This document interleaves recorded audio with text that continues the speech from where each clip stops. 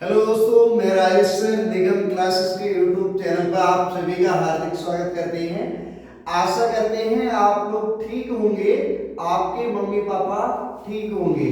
तो सबसे पहले आज ज्योग्राफी की क्लास लेंगे। आज आपने पढ़ लिया, समझ लो ज्योग्राफी का धमाका हो गया। तो युद्ध कहाँ तक टाला जाए, धुंध कहाँ तक पाला जाए, पुराना का वंशज और फेंक जहां तक भाला जाए। आज आपके लिए वो क्लास लेके आए हैं 100 सुनार की एक लोहार की। तो आज की क्लास को कोई बच्चा मिस नहीं करेगा। सबसे पहले अगर हम बात करते हैं तो ग्लोब की बात करते हैं। किसकी बात करते हैं हम? ग्लोब की। हमारा जो ग्लोब बना हुआ है वो इस तरह से बना हुआ है। किस तरह से? और इधर से ले लो इस तरह से, और थोड़ा सा इस तरह से बना हुआ है हमारा ग्लोब। इस ड्राइंग पे कतई न जाए, ड्राइंग खराब हो सकती है, लेकिन आपको समझाने में कोई कंप्रोमाइज नहीं किया जाएगा। तो भाई ये हमने एक प्रकार से ग्लोब बनाने की कोशिश की है। अब आपको सबसे पहले ये पता होना चाहिए जो ये है, ये लॉन्गिट्यूड है और ये लैटिट्यूड है। क्या है? लैटिट्यूड। ये जो लाइन खींची हुई है ये वाली, इसे हम क्या कहते हैं? लॉन्गिट्यूड कहते हैं। क्या कहते हैं? देशांतर। और इन्हें हम कहते हैं अक्षांश। इन्हें हम क्या कहते हैं? अक्षांश कहते हैं, और इन्हें कहते हैं देशांतर। अब ये लाइन जो मिड से जा रही है, ये वाली लाइन हमने मान ली मिड से जा रही है, तो इसे हिंदी में क्या कहते हैं? कर्क रेखा कहते हैं, और इंग्लिश में बोलते हैं इक्वेटर। क्या बोलते हैं? इक्वेटर। ऊपरी का जो हिस्सा होता है, ये हिस्सा, इसे हम उत्तरी गोलार्ध बोलते हैं, और ये दक्षिणी का हिस्सा है, इसे हम क्या बोलते हैं? दक्षिणी गोलार्ध बोलते हैं। ये उत्तरी गोलार्ध हो गया, ये दक्षिणी गोलार्ध हो गया। ठीक है? North pole, south pole. अब आप कहेंगे कि आपने मैप सही नहीं बनाया। कोई बात नहीं, मैप सही नहीं बनाया, लेकिन समझाने में कोई भी दिक्कत नहीं। अब ये क्या होता है मेरे बच्चे? सबसे पहले ये तो आपको इक्वेटर बता दी, और इनमें एक रेखा होती है मकर रेखा, और एक होती है कर्क रेखा। मकर और ये कर्क है। ठीक है? मकर रेखा और कर्क रेखा। अब आपसे बात करेंगे जो ये बने हुए हैं, ये क्या होता है? इन्हें हम कहते हैं ग्रिड। क्या कहते हैं? ग्रिड कहते हैं। क्या कहते हैं बच्चे? ग्रिड कहते हैं। और ग्रिड कहते हैं, और इनको अब आप जो एक लाइन, एक काल्पनिक लाइन बनी हुई है, इन काल्पनिक लाइनों की दूरी 111 किलोमीटर होती है। लगभग 111 किलोमीटर होती है। ये हम एक बार और विस्तार से पढ़ाएंगे। 111 किलोमीटर इनके बीच की दूरी होती है। अब आप कहेंगे ठीक है, और ये जो नॉर्थ का हिस्सा है, ये किसका हिस्सा है? साउथ का, यानी उत्तर बोलो हिंदी में उत्तर, और इसे बोलेंगे दक्षिण। क्या बोलेंगे? दक्षिण बोलेंगे। ये हो गया हमारा पूर्व, और ये हो गया हमारा पश्चिम। इस तरह से हम क्या करते हैं? बनाते हैं इस मैप को। अब हमने उत्तरी गोलार्ध, दक्षिणी गोलार्ध, पूर्व, पश्चिमी और पूर्वी ये बना दिया। हमने ये बता दिया इसमें लॉन्गिट्यूड ये है और लैटिट्यूड ये है। पड़े हुए हैं ये लैटिट्यूड है और ये लॉन्गिट्यूड है। देशांतर और अक्षांश। अक्षांश और देशांतर की बात करें, इन्हें हम ग्रिड कहते हैं, और इनके बीच की जो काल्पनिक रेखाएं होती हैं, उनके बीच की दूरी क्या होती है? 111 किलोमीटर होती है लगभग। जो चीज एग्जैक्ट नहीं नापी जाती है उनको हमेशा लगभग में मानते हैं। 1 डिग्री बराबर जो होता है 4 मिनट का समय होता है, ये भी याद रखना आप। ये चीजें हो गई। अब हम कुछ बात करेंगे ये मैप बहुत अच्छा ना बनने के कारण हम दूसरा एक बनाते हैं ग्लोब। ये ग्लोब हो गया। अब आपको ये चीज हमने बताई कि बच्चे कि आपको ये है उत्तर, ये एक इस तरह से हमने बना लिया। अब आपको समझ में आएगा ये क्या है, उत्तरी पॉइंट मान लो, उत्तरी पॉइंट या उत्तरी बिंदु, बिंदु, और यहां ले लो, इसे आप क्या कहोगे, दक्षिणी बिंदु कहोगे। क्या कहोगे, दक्षिणी बिंदु। अब आप ये कहेंगे दक्षिणी बिंदु और उत्तरी बिंदु की आप बात करते हो, ये पूर्वी हो गया। क्या हो गया, पूर्वी बिंदु। अभी देखो कितना मजा आए, पूर्वी बिंदु की अगर हम बात करेंगे, ये पूर्वी बिंदु हो गया और ये हो गया पश्चिमी बिंदु। क्या हो गया, पश्चिमी, पश्चिमी बिंदु, इन्हें ले लिया। अब आप कहेंगे ठीक है, इससे हमें क्या मिला, आपको मिला ये। मेरे बच्चे, अगर आपसे कहा जाए, कोई व्यक्ति यदि आपसे पूछता है कि ये बताइए पूर्वी बिंदु को आप क्या कहेंगे, पूर्वी बिंदु को कहते हैं किवीथु। भारत के अंदर जो पूर्वी बिंदु होता है उसे कहते हैं किवीथु। क्या कहते हैं, किवीथु, इसे किवीथु बोलते हैं। अब आप कहोगे ये भारत का सबसे पूर्वी बिंदु जो है वो कहां पर पड़ता है, ये जो पूर्वी बिंदु है ये अरुणाचल प्रदेश में पड़ता है। किसमें पड़ता है, अरुणाचल प्रदेश में। कहां पड़ता है, अरुणाचल प्रदेश में पड़ता है, अरुणाचल प्रदेश में। अरुणाचल प्रदेश में आपका पूर्वी बिंदु हो गया। आप कहेंगे ठीक है। अब ये जो पश्चिमी बिंदु, इसे क्या कहते हैं, गौहर माता कहते हैं। क्या कहते हैं, गौहर माता बोलते हैं, गौहर माता। गौहर माता की अगर बात करोगे, गौहर मोता भी बोला जाता है, मोता, गौहर मोता।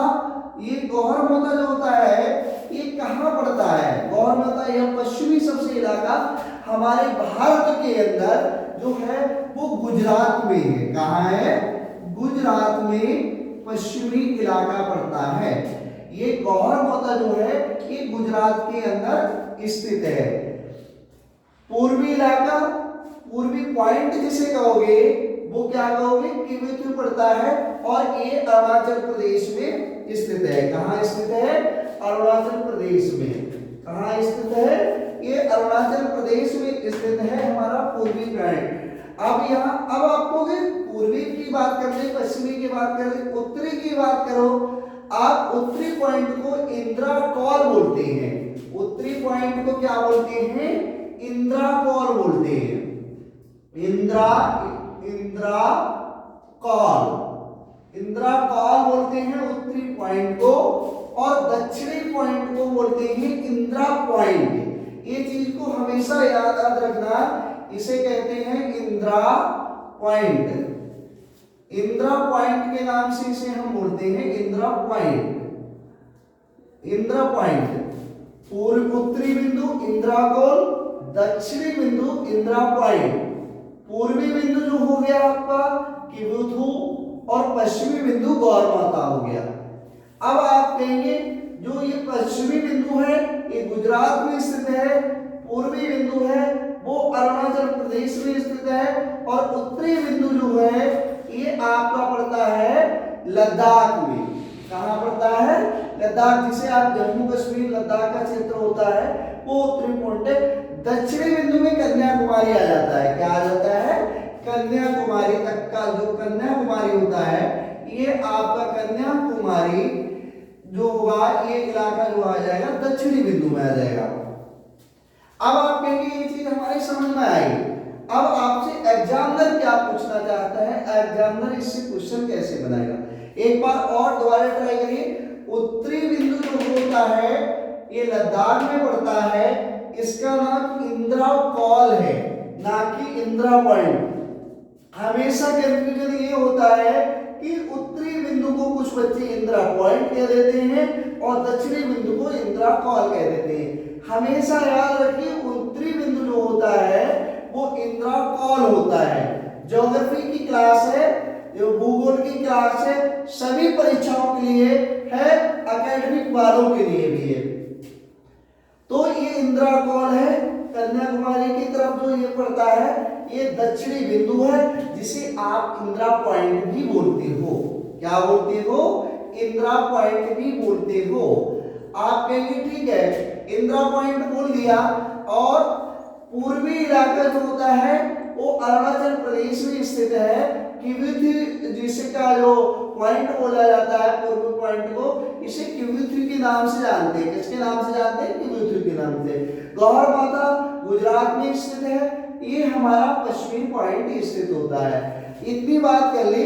अब इससे क्वेश्चन कैसे बनाएगा, क्वेश्चन की बात करेंगे। क्वेश्चन आपसे एग्जामिनर किस तरह से बनाएगा? सबसे पहले तो क्वेश्चन एक ये बनेगा आपका कि भारत के अंदर सबसे उत्तरी पॉइंट का नाम बताएं। पहला प्रश्न बनेगा भारत के अंदर सबसे उत्तरी पॉइंट, भारत के अंदर सबसे उत्तरी पॉइंट, उत्तरी पॉइंट, भारत के अंदर जो सबसे उत्तरी पॉइंट है उसका नाम क्या है और ये कहां स्थित है? तो आप इसे लिखेंगे इंदिरा कॉल। क्या लिखेंगे? इंदिरा कॉल। इंदिरा कॉल लिखेंगे, अंग नहीं आएगा, इंदिरा कॉल। भारत का उत्तरी पॉइंट इंदिरा कॉल है के नाम से जाना जाता है, जो कि लद्दाख में स्थित है। कहां स्थित है? लद्दाख की जास्कर श्रेणियों में स्थित है ये। अब उत्तर के बाद में पूछेगा भारत के अंदर सबसे दक्षिणी पॉइंट कहां है और किस नाम से जाना जाता है? भारत के अंदर सबसे दक्षिणी पॉइंट, सबसे दक्षिणी पॉइंट, दक्षिणी बिंदु या पॉइंट बिंदु का नाम। तो दक्षिणी बिंदु का नाम इंदिरा पॉइंट होगा। क्या होगा? इंदिरा पॉइंट। इंदिरा पॉइंट होगा। क्या होगा? इंदिरा पॉइंट। इंदिरा पॉइंट होगा। और ये दक्षिणी बिंदु कन्याकुमारी के क्षेत्र में पड़ता है। कहां पड़ता है? कन्याकुमारी, लद्दाख में पड़ता है उत्तरी, ये पड़ता है कन्याकुमारी। कहां पड़ता है? कन्याकुमारी में। आप कहेंगे ठीक है भारत के अंदर सबसे उत्तरी पॉइंट इंदिरा कॉल है, जो कि लद्दाख की जास्कर श्रेणियों में स्थित है। भारत के अंदर सबसे दक्षिणी पॉइंट इंदिरा पॉइंट है, जो कि कन्याकुमारी में पड़ता है। भारत के अंदर सबसे पूर्वी पॉइंट की बात करेंगे। भारत के अंदर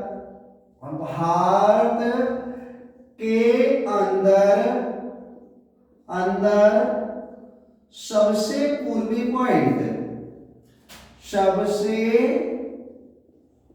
पूर्वी पॉइंट, या बिंदु किविथु के नाम से जाना जाता है। किस नाम से जाना जाता है? किविथु के नाम से पूर्वी पॉइंट जाना जाता है, जो कि अरुणाचल प्रदेश में पड़ता है। किस नाम से जाना जाता है? किविथु या किविथु के नाम से जाना जाता है। और ये अरुणाचल प्रदेश में पड़ता है। कहां पड़ता है? अरुणाचल प्रदेश में। भारत के अंदर सबसे पश्चिमी बिंदु जो होता है उसे गौहर माता के नाम से जानते हैं, जो गुजरात में स्थित है। भारत के अंदर सबसे पश्चिमी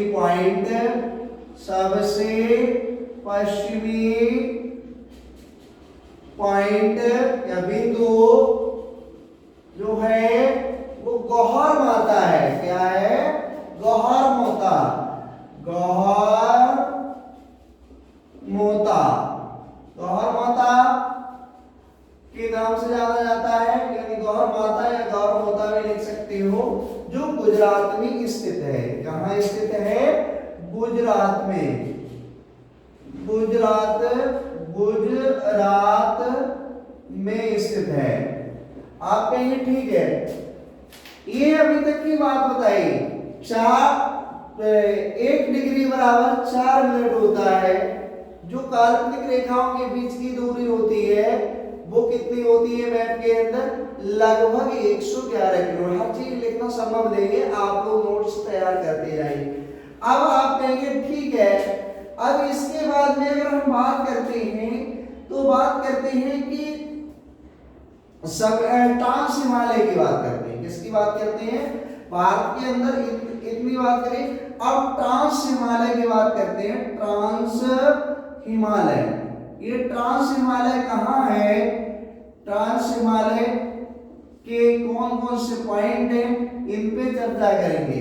इसकी औसतन ऊंचाई कितनी है ट्रांस हिमालय की, औसतन जो ऊंचाई है ट्रांस हिमालय की, ये जो है 4500 से लेके 5500 मीटर है। कितनी, 4500 से 5500 मीटर ऊंचाई पर स्थित है, ऊंचाई पर स्थित जो है, पर स्थित है क्या, ट्रांस हिमालय।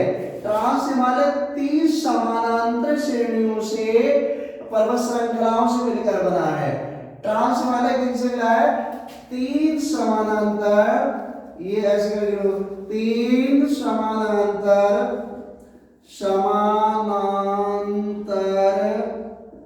पर्वत श्रृंखलाओं से मिलकर बना है। समानांतर पर्वत श्रृंखलाओं से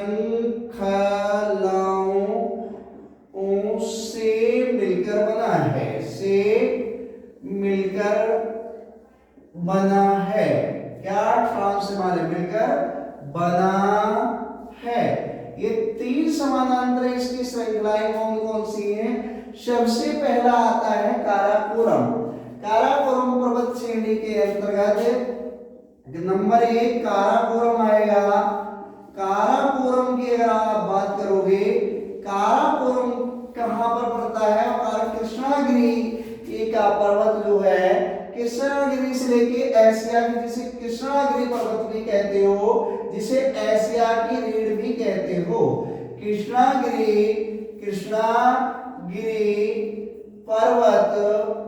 पर्वत जिसे आप एशिया की रीढ़ के नाम से भी जानते हो। एशिया की रीढ़, इसकी एशिया की रीढ़ जो काराकोरम पर्वत श्रृंखला है, काराकोरम के जो पर्वत को कृष्णागिरी पर्वत या एशिया की रीढ़ के नाम से जानते हैं। इसके बाद में नंबर जो है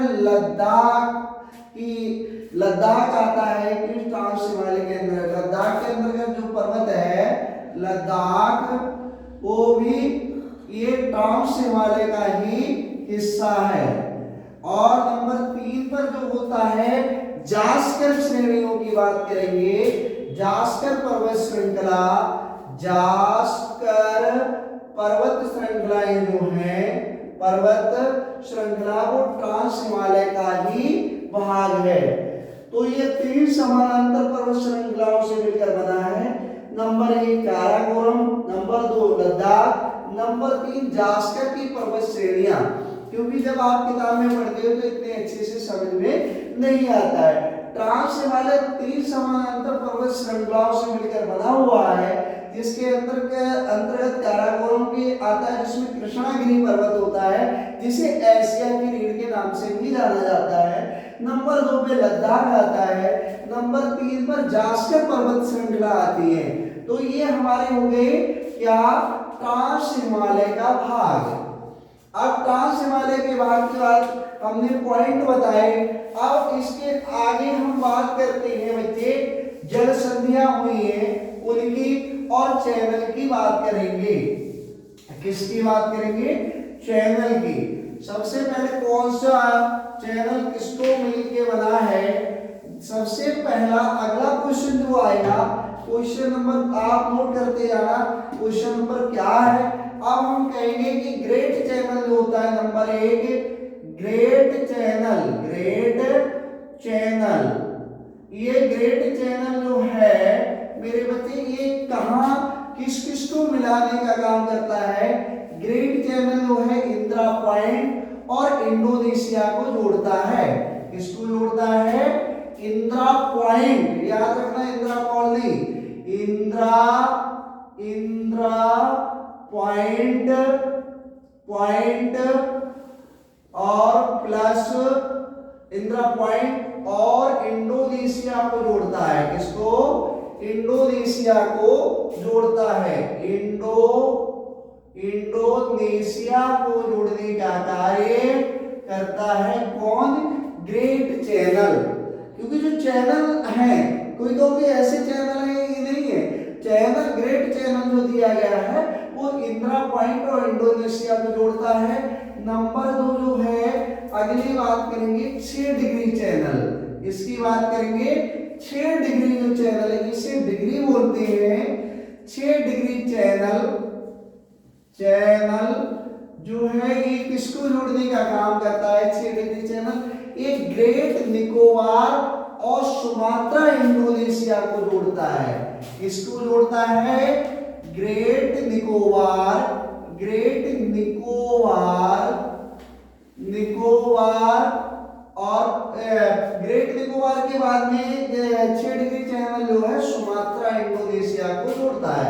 निकोबार द्वीप समूह, द्वीप समूह, द्वीप लिखो, वाह, द्वीप समूह, समूह जो है वो किसको जोड़ने का काम करता है? सुमात्रा इंडोनेशिया को। किसको? सुमात्रा और इंडोनेशिया, इंडोनेशिया को जोड़ता है। इंडोनेशिया को जोड़ता है। कौन जोड़ता है? 6 डिग्री चैनल ग्रेट निकोबार द्वीप समूह और सुमात्रा इंडोनेशिया को जोड़ता है। अगला अगर आपसे पूछ लिया जाए नंबर 3 पर, तो जिसे आप कहोगे 8 degree channel, 8 degree channel Minicoy और मालदीव को जोड़ता है। 8 डिग्री चैनल किसको जोड़ता है? चैनल मिनिकॉय, मिनिकॉय और मालदीव को जोड़ता है। किसको जोड़ता है? मालदीव को, द्वीप को जोड़ता है, जोड़ता है।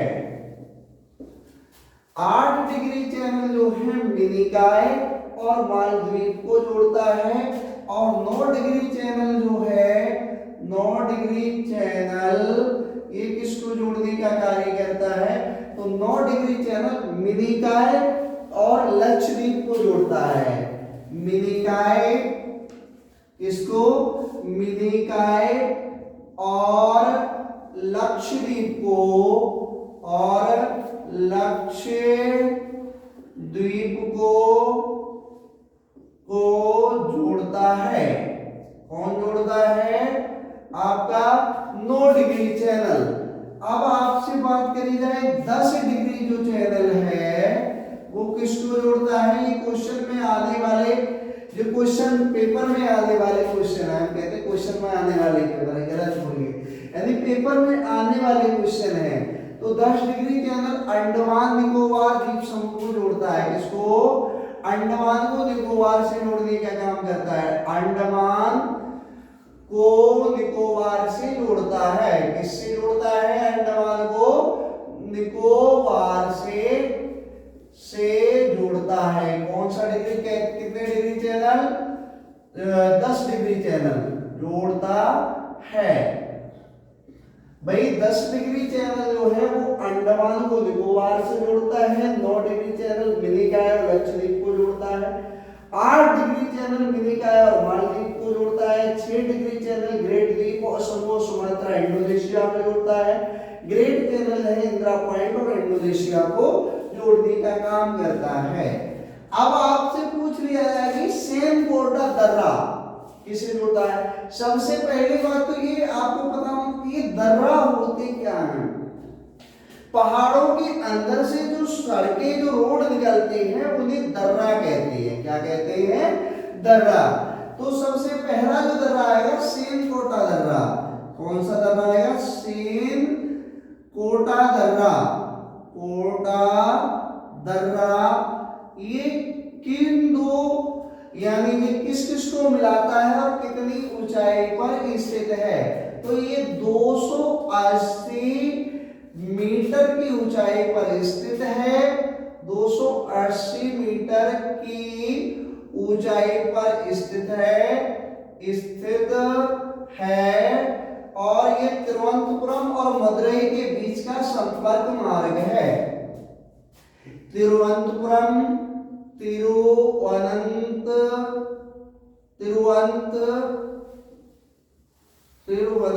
होगा, क्या होगा?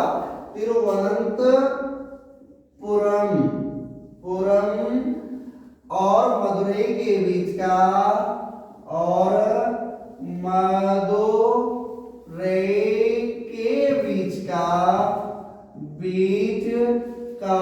संपर्क मार्ग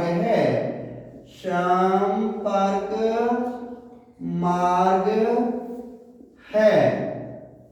तो भैया सेनकोटा दर्रा जो है वो 280 मीटर ऊंचाई पर स्थित है।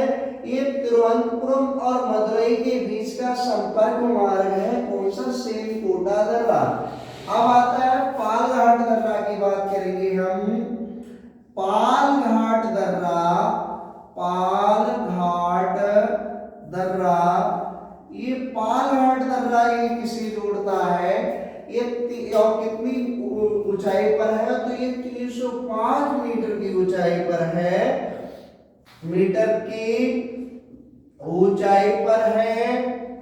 पर स्थित है। कौन सा पालघाट दर्रा? ये कोयम्बटूर और कोचीन के बीच का स्थित है। ये कोयम्बटूर और मदुरई के कोयम्बटूर और कोचीन के, गलत बोले, कोयम्बटूर और कोचीन के बीच का संपर्क मार्ग है।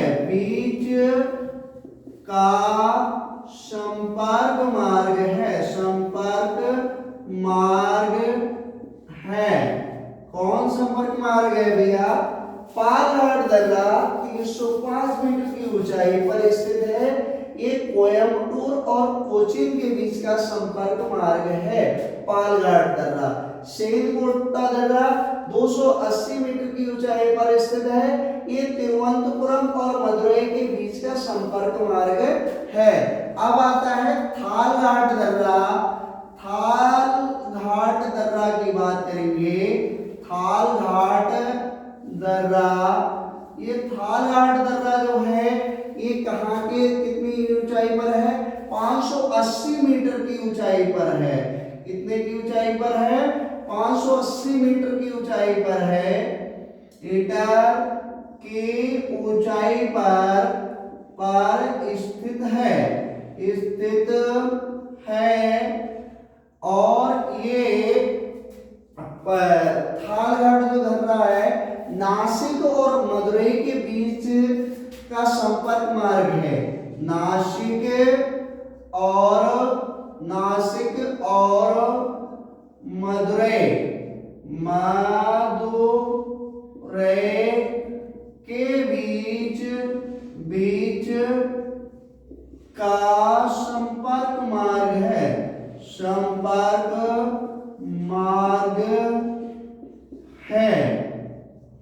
कौन सा है? थालघाट दर्रा 580 मीटर की ऊंचाई पर स्थित है। नासिक और मदुरई के बीच की संपर्क मार्ग है, यानी रास्ताओं को जोड़ता है। एक दर्रा और बताएंगे जिसे आप कहते हैं भोरघाट दर्रा।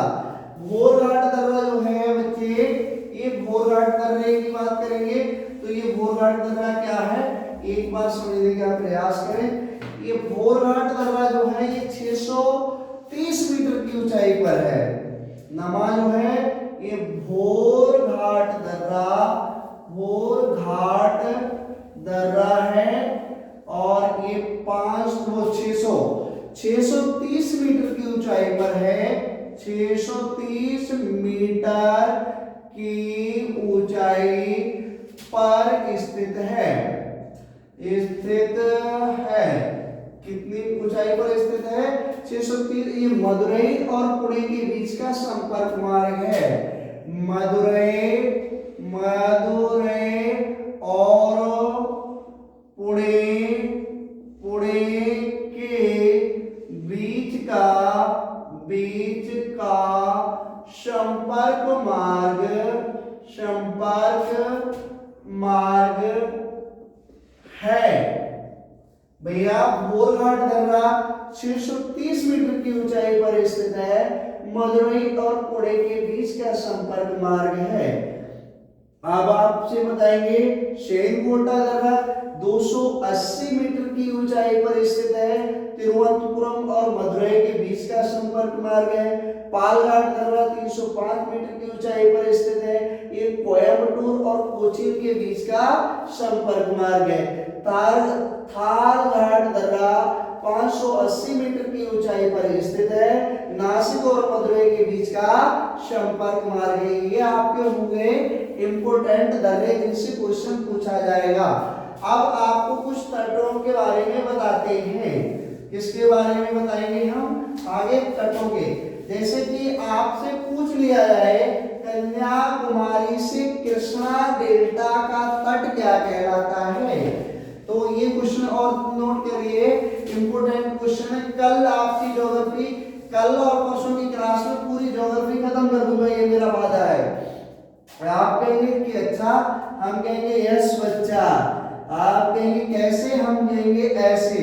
सबसे पहले आप क्या कहेंगे? कन्याकुमारी से कृष्णा डेल्टा तक, कुमारी से कृष्णा डेल्टा तक,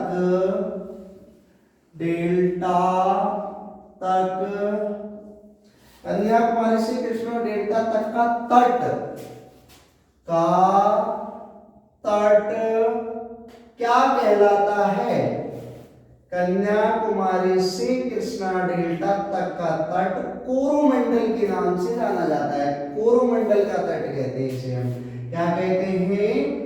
कोरोमंडल तट के नाम, कोरोमंडल तट के नाम से जाना जाता है या कोरोमंडल तट कहलाता है।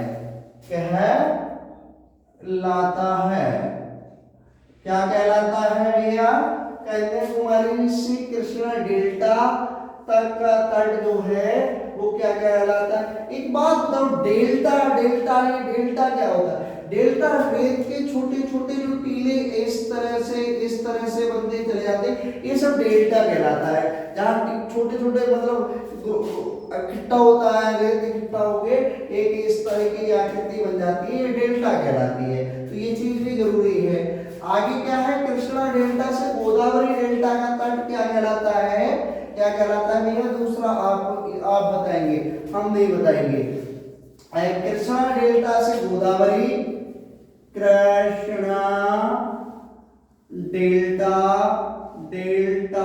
से गोदावरी, कृष्णा डेल्टा से गोदावरी डेल्टा का तट, गोदावरी डेल्टा का तट क्या? तट कृष्णा डेल्टा से गोदावरी डेल्टा तक का तट जो है एक गोलकुंडा का तट कहलाता है। क्या कहलाता है? गोलकुंडा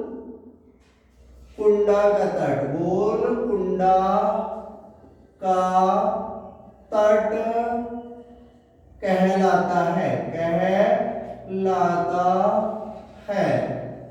ध्यान दें, कृष्णा डेल्टा से लेके गोदावरी डेल्टा तक का तट गोलकुंडा का तट कहलाता है। गोदावरी डेल्टा से लेके उत्तरी तटीय भाग, ध्यान दें, गोदावरी डेल्टा से लेके गोदावरी डेल्टा से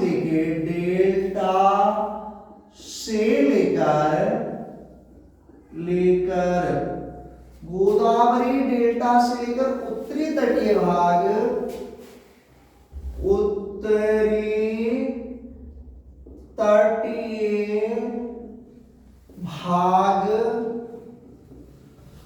गोदावरी डेल्टा से लेकर उत्तरी तटीय भाग उत्तरी सरकार का तट कहलाता है। तटीय भाग उत्तरी सरकार का तट कहलाता है, तट कहलाता है। याद रखिए, ये बहुत इंपॉर्टेंट है। अब गुजरात से गोवा तक का तटीय क्षेत्र क्या कहलाता है? गुजरात से गोवा तक का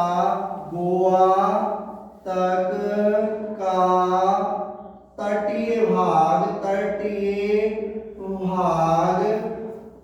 कोंकण के नाम से, कोंकण का तट कहलाता है। क्या कहलाता है? कोंकण का तट।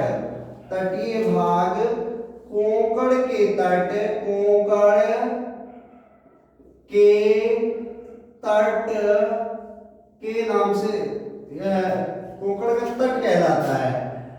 कोंकण का तट कहलाता है,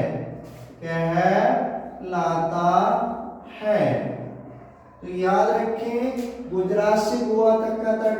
अब गोवा से कर्नाटक तक का तट, गोवा से कर्नाटक के मंगलुरु का तट, जो तटीय क्षेत्र जो होता है, उसे हम केंद्रा का तट कहते हैं। क्या कहते हैं? केंद्रा का तट कहते हैं। गोवा से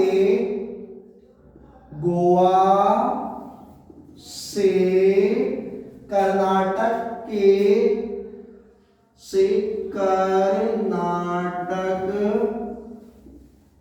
गोवा से कर्नाटक जो है के मंगलुरु तट का तटीय, गोवा से कर्नाटक के मंगलुरु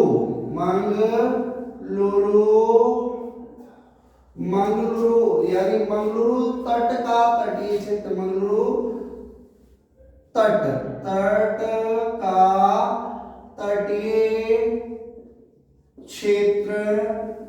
क्षेत्र जो होता है वो केंद्रा का तट कहलाता है। क्या कहलाता है?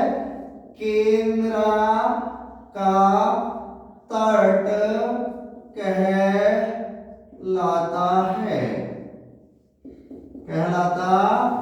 है। अब गोवा से कर्नाटक के बोलो, और मंगलुरु से कन्याकुमारी का तट, मंगलुरु से कन्याकुमारी मंगलुरु से कन्याकुमारी तक का तटीय क्षेत्र, कन्याकुमारी तक का तटीय क्षेत्र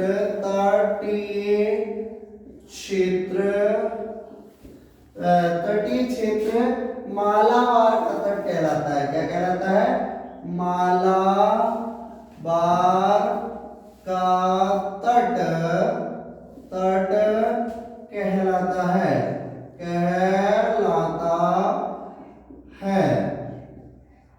तो ये हमने तट बताए, चैनल बताए।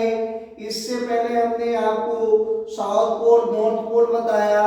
यानी हमने आपको आज 25% ज्योग्राफी का भाग पूरा किया, और 3 क्लासें और हैं, उसमें हम ज्योग्राफी का इम्पोर्टेंट पार्ट पूरा कर देंगे। कन्याकुमारी से कृष्णा डेल्टा तक का तट कोरोमंडल का तट कहलाता है। याद रखने योग्य बात है।